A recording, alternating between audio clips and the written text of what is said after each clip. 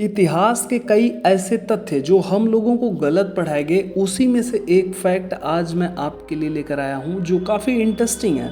आजकल बच्चों को ये पढ़ाया जाता है कि भारत के समुद्री मार्ग की खोज वास्को डिगामा ने की थी, जो पूरी तरह से गलत है और यह भारतीय बच्चों को पढ़ाया जा रहा है, जबकि पढ़ाया यह जाना चाहिए कि वास्को डिगामा ने यूरोप को पहली बार भारत तक पहुंचने का समुद्री मार्ग बताया, क्योंकि भारत कोई ऐसी चीज तो थी नहीं जो खोया हुआ था, जिसको वास्को डिगामा ने खोजा और भारत के लोगों के ऊपर बड़ा एहसान कर दिया, बल्कि मजबूरी उनकी थी। तो उनकी क्या समस्या थी, चलिए आपको बताते हैं। दरअसल पहले यूरोपीय देशों के लिए भारत एक पहेली जैसा था। यूरोप अरब देशों से मसाले, मिर्च आदि खरीदता था, लेकिन अरब के कारोबारी उसे यह नहीं बताते थे कि यह मसाले पैदा किस जगह पर होते थे। यूरोपीय इस बात को समझ चुके थे कि अरब कारोबारी उनसे जरूर कुछ छुपा रहे हैं। ये कारोबारी अरब के उस पार पूर्वी देशों से ज़्यादा परिचित नहीं थे।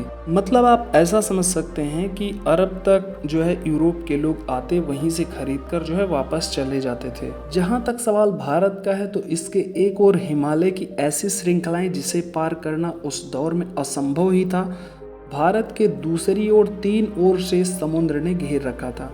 ऐसे में यूरोप वासियों के भारत पहुंचने के लिए 3 रास्ते थे। पहला, रूस के रास्ते होते हुए, चीन होते हुए म्यांमार पहुंचकर और फिर भारत आ सकते थे, जो कि अनुमान से कहीं ज़्यादा लंबा और जोखिम भरा था।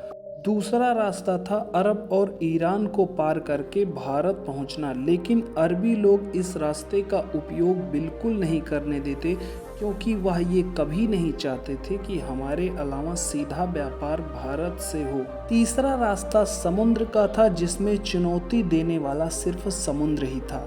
इसीलिए वास्को डिगामा ने समुद्र की चुनौतियों को स्वीकार करके यूरोप के लोगों के लिए समुद्री मार्ग की खोज की। अगर आपको ये वीडियो पसंद आया हो तो प्लीज़ वीडियो को लाइक, चैनल को सब्सक्राइब जरूर करें।